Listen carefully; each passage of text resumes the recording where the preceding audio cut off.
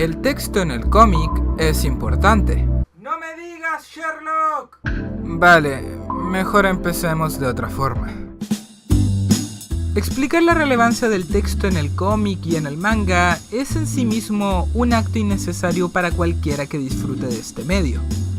Y me imagino que tú perteneces a este grupo, porque de no ser así, en serio, ¿qué carajo haces aquí? La cuestión es que, a diferencia de mi video hablando sobre la composición, el texto es algo mucho más notorio y que por extensión se tiende a tener más en cuenta a la hora de leer un cómic, ya que, en primera instancia, cuando este está presente, este es el que marca el principal punto de interés a la hora de seguir la trama.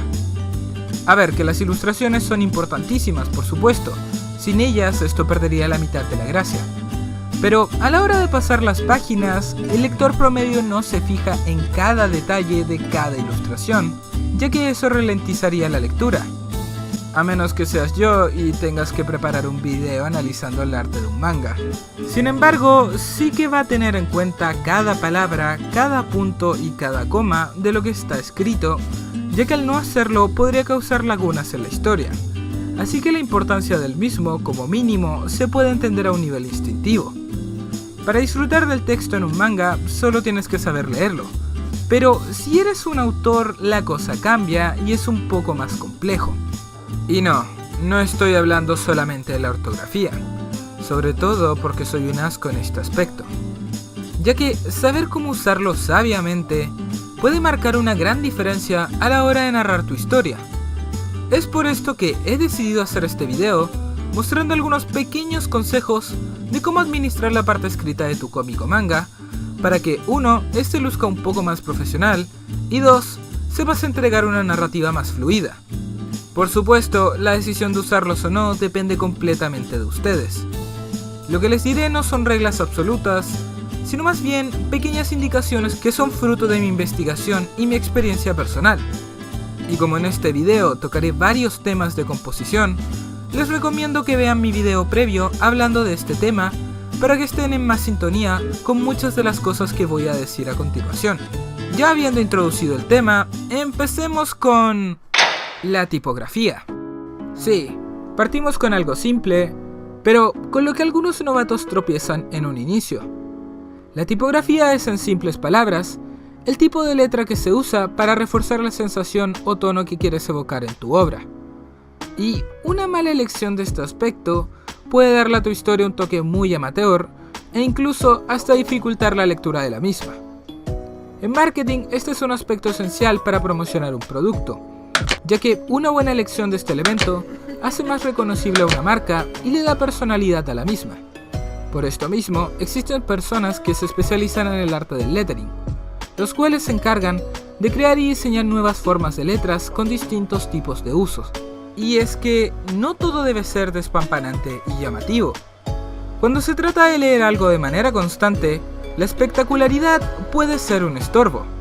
Está bien para onomatopeyas o el título de una historia, porque tienen que llamar la atención y solo lo estarás observando por un momento. Pero a menos que quieras resaltar una palabra o frase específica, cuando se trata del diálogo de tu cómic o manga, y sobre todo si recién estás partiendo, lo óptimo es mantenerlo simple y funcional para no generar ruido. Dicho lo anterior, lo mejor es optar por aquellas tipografías que se saben funcionan bien para ellos. Tipografías como Lafayette Comic Pro, Shinacat, Anime Ace y Toontime son muy buenas opciones. Instalarlas en tu computador es relativamente fácil. Solo buscas la fuente que quieres en páginas como DaFont, descargas el archivo y lo pegas en la carpeta de fonts junto al resto de las fuentes de letras que ya tiene tu PC. Y listo, tienes una vieja y confiable tipografía que te servirá para la mayoría de tus obras y te acompañará hasta el final de tus días. O por lo menos hasta que tu PC muera, claro está. Aunque esto por sí solo no garantiza una lectura fluida. Y es que, a la hora de la verdad, la presentación del texto es vital para conseguirlo. Hay que saber cómo maquillar al cerdo. No es que diga que sus cómics sean cerdos. Debí usar otra metáfora. Ok, A menos que tu manga se llame Hunter x Hunter, tu público no va a estar abierto a leer una Biblia por capítulo, en donde hay más texto que imagen. Joder, ¿esto es en serio? Tal vez esto resulte difícil de creer, pero cuando colocas esta cantidad de palabras en tus globos de diálogo, pues como que vas a espantar a más de alguno. Sin embargo, muchas veces algunos de tus personajes tendrán que dar fuertes monólogos, por lo que escribir esta cantidad de texto puede llegar a ser inevitable. Pero aquí la clave no radica en la cantidad, sino más bien en la distribución.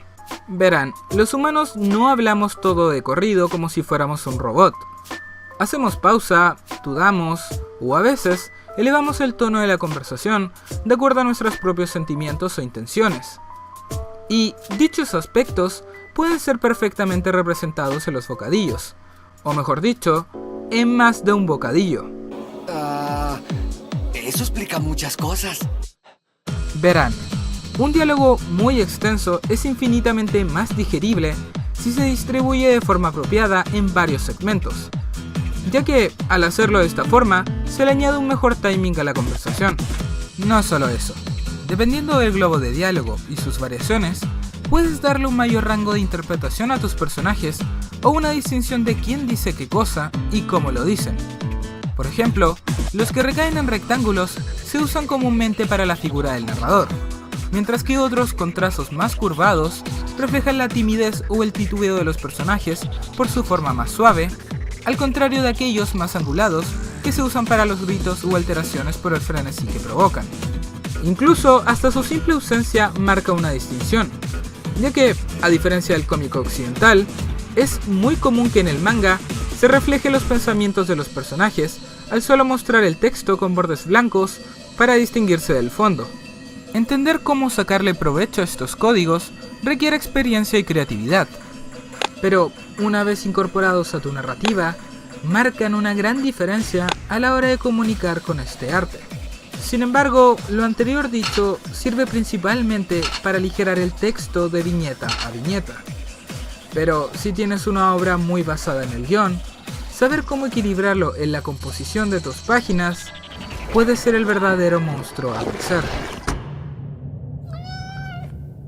Bien, de nuevo, no se trata solamente de lo que colocas, sino también el orden en el que lo colocas. Porque la clave consiste en hacer el mejor trabajo posible para que los diálogos y pensamientos se acoplen bien con lo que está dibujado, sin que ninguno estorbe al otro. Un truco confiable es colocar los diálogos al borde de las viñetas para que estos no hagan ruido con las acciones de los personajes. Sin embargo, a veces cualquier esquina no basta al momento de darle un buen recorrido visual a la página. Hay que tener en cuenta que el texto tiende a importar más que las ilustraciones a la hora de crear la línea de lectura, ya que estas marcan su trayectoria principal. Verán, en los mangas y cómics existe algo llamado puntos de interés, que son básicamente aquellas instancias por la cual el ojo del lector debe pasar para seguir la lectura de cada página. Y usualmente los principales automáticamente recaen en el texto, ya que para el espectador son indispensables para leer la página en su totalidad. Por supuesto, las ilustraciones también pueden fungir esta función, pero siempre lo harán en menor medida que el texto mientras este esté presente, ya que no todo lo dibujado va a ser relevante para la historia. ¿O qué? ¿Creen que este árbol es indispensable para encontrar el One Piece? Aunque tratándose de Oda, por lo que para obtener una mejor lectura hay que colocar el texto de tal forma que a la hora de pasar de un globo de diálogo o pensamiento a otro, se intente pasar por todos aquellos elementos que nosotros como autor consideramos importante para la trama, y cual juego de Tetris encajen bien usando el espacio correcto según lo que quieran comunicar.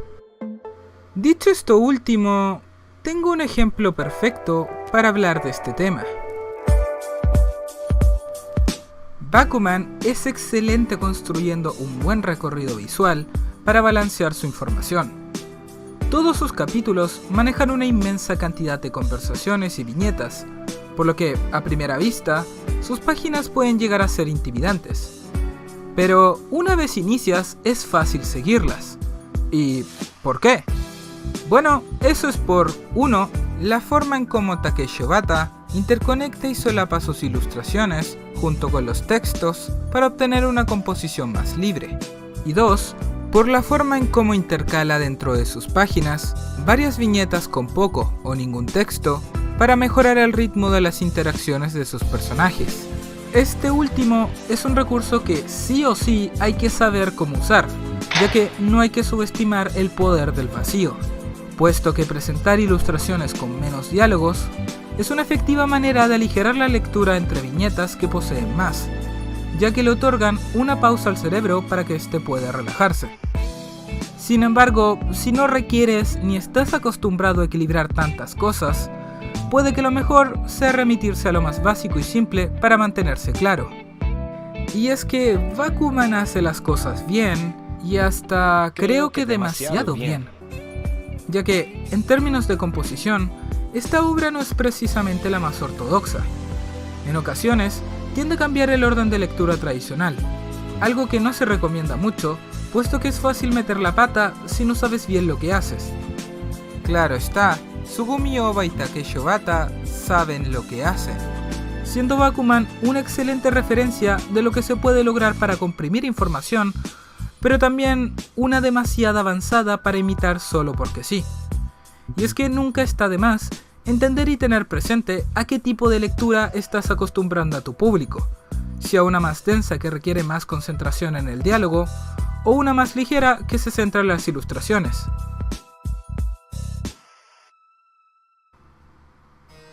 En fin, como último consejo y gran conclusión a este video, por muy obvio que suene, no debes subestimar al texto.